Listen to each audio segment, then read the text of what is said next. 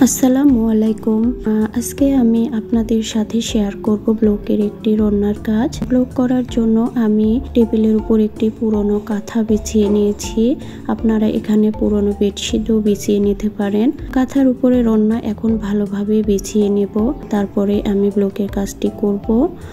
তো আগে রান্নাতে আমি পাড়ের কাজটি করে নিচ্ছি সাদা কালার দিয়ে। চিকন একটি ডাইসের সাহায্যে সাদা কালারটি আগে বসিয়ে নেব। পুরো রান্নাটি কাজ করেছি আমি সাদা ও ছাই কালার দিয়ে। ডাইসটি কাপড়ের উপর বসিয়ে হাত দিয়ে ভালোভাবে ঠেসে ঠেসে নিতে হবে, এতে কাপড়ের রংটি ভালোভাবে বসে।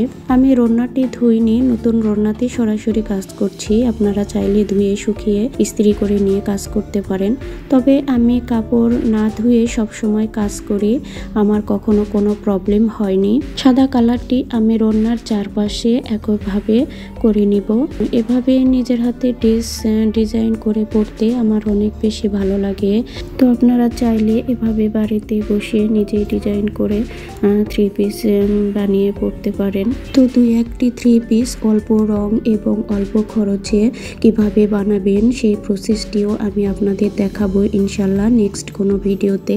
এখন করছি ছাই কালারের কাজ।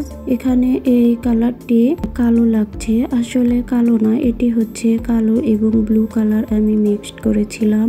ব্লু কালারের মধ্যে সামান্য একটু কালো কালার দিয়ে মিক্সড করেছি, তবে সেই মিক্সড করার ভিডিওটিও আমি করেছিলাম, দুঃখের বিষয় সেটি ডিলিট হয়ে গিয়েছে, এই জন্য আপনাদের সেটি শেয়ার করতে পারিনি।